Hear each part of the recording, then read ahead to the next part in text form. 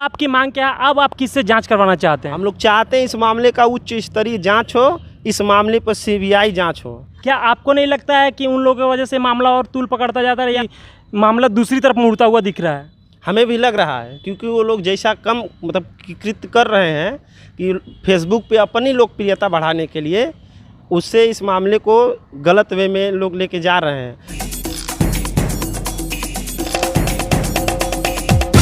नमस्ते, हमारा नाम सोनू तिवारी रिंकू है और आप द पॉइंट मीडिया देख रहे हैं। गोरखपुर विश्वविद्यालय में हुई प्रियंका के कथित आत्महत्या मामले पे राजनीति गर्माती हुई नजर आ रही है, क्योंकि कल गोरखपुर में भीम आर्मी के चीफ चंद्रशेखर रावण का दौरा हुआ था और इसी मामले पे हमसे बात करने के लिए मौजूद है गोरखपुर विश्वविद्यालय के असुर संगठन के विश्वविद्यालय प्रभारी आकाश पासवान जी। आकाश Paswan ji, the point media पे आपका बहुत बहुत स्वागत है। बहुत बहुत धन्यवाद। सबसे पहले मैं आप सभी के दर्शकों का हार्दिक स्वागत करता हूं और आपके न्यूज़ चैनल के माध्यम से मैं भी अपनी बात रखूंगा जो बहन प्रियंका के साथ विश्वविद्यालय में घटना हुई। ये जो गोरखपुर विश्वविद्यालय में कथित प्रियंका आत्महत्या कांड है, इसको आप किस तरीके से देखते हैं और इसको बारे में आपकी क्या राय है? पहली बात तो जो कथित तौर पे आत्महत्या कहा गया है, मैं इसको आत्महत्या नहीं मानता हूं, क्योंकि प्रथम दृष्टया जो फुटेज सामने आए थे, वीडियो सामने आए थे, आपने भी देखा होगा, सोशल मीडिया पे बहुत सारे फ़ोटो उपलब्ध हैं। आप देखेंगे तो प्रियंका का पैर सीधे सीधे ज़मीन को टच कर रहा था और उसके भाई के अनुसार उसके सर में भी चोटें थीं, कपड़े गंदे थे, जो कि पोस्टमार्टम रिपोर्ट में इन सब सारी चीज़ों को दिखाया नहीं गया है। और प्रशासन इस मुद्दे को दबाने के लिए बस हत्या करार कर रही है, आत्महत्या करार कर रही है, इनके पीछे जितने भी दोषी हैं उनको बचाने के लिए। आप लोग पोस्टमार्टम के विषय पे मतलब रिपोर्ट पे जो सवाल उठा रहे हैं, तो इसमें भी पिछड़े जनजाति के 2 डॉक्टरों के एक टीम बनाई गई है। उस टीम ने भी यह मतलब सत्यापित किया है कि नहीं ये आत्महत्या है। इसको आप किस तरीके से देखते हैं? जैसा कि आप एक कहावत सुने होंगे, जिसकी लाठी उसकी भैंस। सरासर जो पोस्टमार्टम रिपोर्ट तैयार किया गया है वो शासन प्रशासन एवं सरकार के दबाव में किया गया है। चूँकि ये मामला मुख्यमंत्री के शहर का है और गोरखपुर विश्वविद्यालय जो मुख्यमंत्री जी का मठ है उससे कुछ ही दूरी पर स्थित है, उसके अंतर ये घटना घटित हुई है। तो ये लोग नहीं चाहते हैं कि गोरखपुर ज़िले का, मुख्यमंत्री जी के ज़िले का और गोरखपुर विश्वविद्यालय की छवि बचाने के लिए ये लोग सारे दोषियों को बचा रहे हैं। तो इसका मतलब सीधे सीधे आकाश पासवान जी ये है कि आप सीधे सीधे मुख्यमंत्री योगी आदित्यनाथ पे आरोप लगा रहे हैं कि वो इस मामले को दबाने के लिए पूर्णतः प्रयासरत हैं। एकदम हम आरोप लगा रहे हैं। आरोप क्या, आप जितनी उन लोगों की कार्रवाई उसको देख ही सकते हैं। देखिए, 31 जुलाई को बहन प्रियंका का 12 बजे मृत्यु होता है। उसके बाद जैसे शासन प्रशासन को इसका पता चलता है, तुरंत आकर विश्वविद्यालय से डेड बॉडी को हटाया जाता है, वहाँ से यहाँ से भेजा जाता है सदर से फिर उनको मेडिकल कॉलेज, और मेडिकल कॉलेज में उनकी बॉडी 1 बजे के आसपास पहुँच जाती है और 1 बजे से ले करके रात 12 बजे बीत जाने तक शासन प्रशासन के लोग डेड बॉडी का पोस्टमार्टम नहीं करते हैं। उसके बाद रात में बहुत सारे लोग आते हैं, सामाजिक कार्यकर्ता आते हैं, बहुत दबाव बनाते हैं। उसके बाद रात 2:30-3 बजे जा कर के ये लोग पोस्टमार्टम करते हैं और पोस्टमार्टम में सीधा सीधा दिखाते हैं कि लड़की ने आत्महत्या किया है। बहुत सारे प्रश्न चिन्ह हैं कि अगर लड़की को आत्महत्या ही करना था तो उन्होंने विश्वविद्यालय को क्यों चुना? वो अपने घर पर भी कर सकती थी। लेकिन अब आप जब गए होंगे, आप देखे होंगे वीडियो फुटेज में, तो लड़की का जो गला था वो जो नॉर्मली जब फांसी दी जाती है वो गांठ नहीं था, वो कृत्रिम गांठ जो बांध के लटकाया जाता था उस प्रकार का गांठ था। उसका पैर ज़मीन को टच कर रहा था। ऐसे बहुत सारे चीज़ हैं जो विश्वविद्यालय प्रशासन को सवालों के घेरे में खड़े कर रहे हैं। उस दिन मेरा भी परीक्षा था, मैं भी साहित्य का ही विद्यार्थी हूँ, विश्वविद्यालय का निवर्तमान छात्र हूँ। मेरा भी हिंदी का परीक्षा था। मैं परीक्षा देने आया तो उस समय गोरखपुर विश्वविद्यालय का पूरा प्रशासन लगा हुआ था। इसके अंतर्गत जो चौकी आती है वहाँ के प्रशासन थे, हमारे जो प्रॉक्टर सतीश चंद्र पांडे सर हैं, सभी लोग की मौजूदगी थी और उस समय इस घटना को अंजाम दिया गया। तो क्या ये प्रशासन के ऊपर प्रश्न चिन्ह नहीं खड़ा करता है कि विश्वविद्यालय जैसी जगह पे हमारी बहनें सुरक्षित नहीं हैं? गोरखपुर विश्वविद्यालय प्रशासन का ये कहना है कि ये जितने भी लोग खड़े हुए हैं बहन प्रियंका के नाम पे, ये लोग चुनावी राजनीति का फ़ायदा उठाने के लिए, अपनी चुनावी राजनीतिकरण को चमकाने के लिए हैं, क्योंकि ये योगी आदित्यनाथ के खिलाफ एक अच्छा मौका है गठबंधन करने का, गठजोड़ करने का, एक चेहरा खड़ा करने का, एक प्रोपोगेंडा फैलाने का। इसके बारे में आपका क्या मत है? देखिए, जो सरकार ये आरोप लगा रही है, चूँकि लड़की दलित है और इसको राजनीति करार दी जा रही है, तो मैं एक बहुत कम शब्दों में आपको उत्तर देना चाहूँगा कि अगर पीड़ित लोगों के लिए आवाज़ उठाना, अन्याय के खिलाफ न्याय के लिए आवाज़ उठाना राजनीति है तो इसे राजनीति ही समझिए।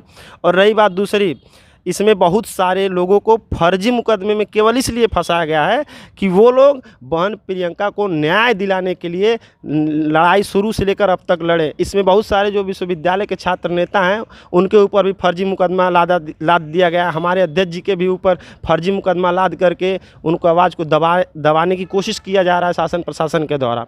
और तीसरी बात जो आपने कहा कि सरकार आरोप लगा रही है कि आप लोग राजनीति कर रहे हैं, तो इसमें मैं थोड़ा सा सहमति दर्ज करना चाहूँगा, क्योंकि ये घटना जैसे घटती है उसके बाद सबसे पहले हम लोग विश्वविद्यालय में पहुँचते हैं और वहाँ से लेकर अब तक हम लोग पीड़ित परिवार के साथ हर समय हर स्तर से उसको न्याय दिलाने की लड़ाई लड़ रहे हैं। लेकिन मैंने इसमें कुछ लोगों को देखा कि उनकी सहभागिता नहीं थी, लेकिन सस्ती लोकप्रियता पाने के चक्कर में, चूँकि लड़की दलित है, जैसा कि आप सरकार का आरोप लग रहा है कि लड़की दलित है और कुछ लोग राजनीति चमकाना चाहते हैं, तो इस पे मैंने भी 2-4 लोगों को देखा, मैं नाम नहीं लेना चाहूँगा, कि जिनकी इस न्याय दिलाने की लड़ाई में एक भी पैसे की भागीदारी नहीं है, वो लोग भी फेसबुक पर वाहवाही बटोर रहे हैं, फेसबुकिया लोकप्रियता बटोरने के चक्कर में पड़े हैं, जो कि सरासर गलत है। हमारा यही मांग है और हम लोग यही चाहते हैं सभी लोग मिल करके। देखिए, इसमें न्याय दिलाने की लड़ाई अनिल दुबे लड़े, आलोक सिंह लड़े, हमारे राष्ट्रीय अध्यक्ष धीरेन्द्र प्रताप सहित हमारी पूरी टीम लगी रही।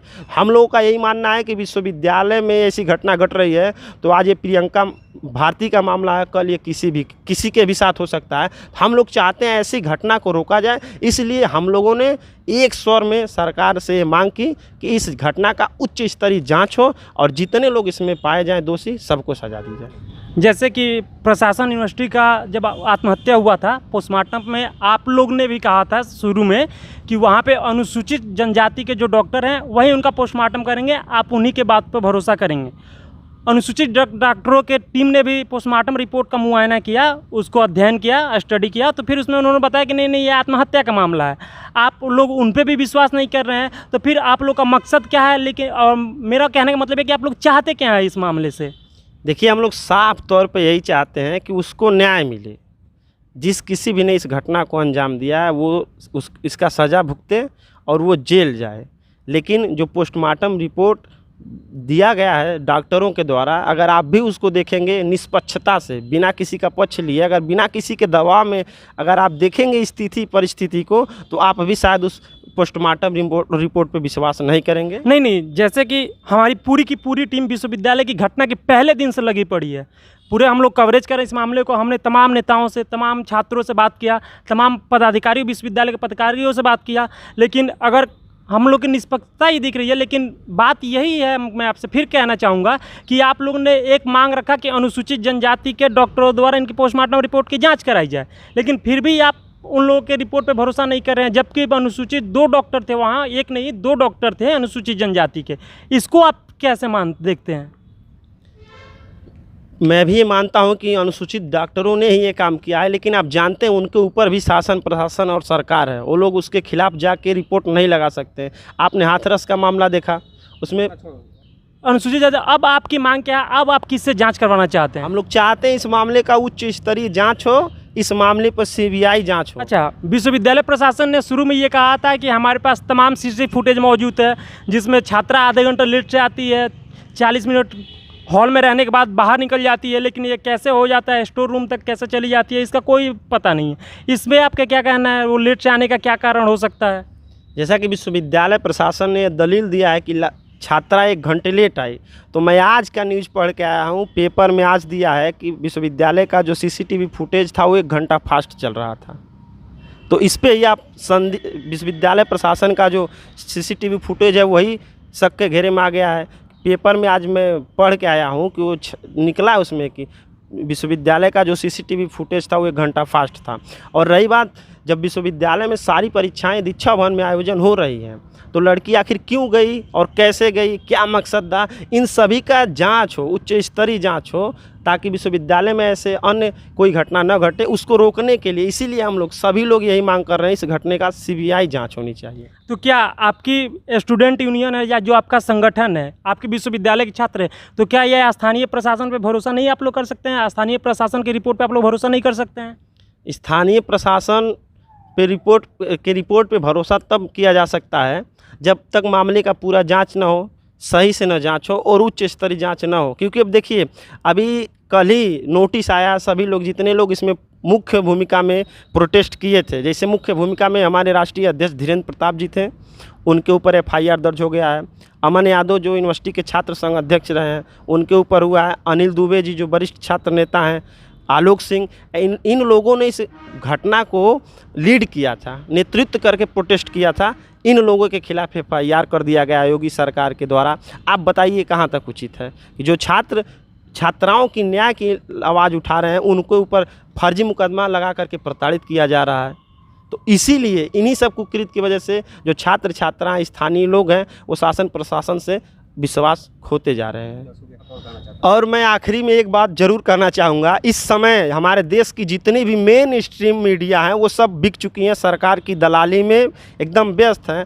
उस समय जो द पॉइंट मीडिया की पूरी टीम है, उसने इस मामले को पहले दिन से ही बड़े ही निष्पक्षता और ईमानदारी से दिखाया है और सबके सामने पेश किया है। इसके लिए द पॉइंट मीडिया की टीम, पूरी टीम बधाई की पात्र है। चलिए, बहुत बहुत धन्यवाद। ये थे हमारे साथ विश्वविद्यालय प्रभारी, असूर के विश्वविद्यालय प्रभारी Shri Akash Paswan ji. The point media का टीम शुरू से इस मामले पे लगातार बनी हुई है और ऐसे न्यूज़ के लिए आप हमारे साथ जुड़े रहिए। द पॉइंट मीडिया, खबर पक्की है।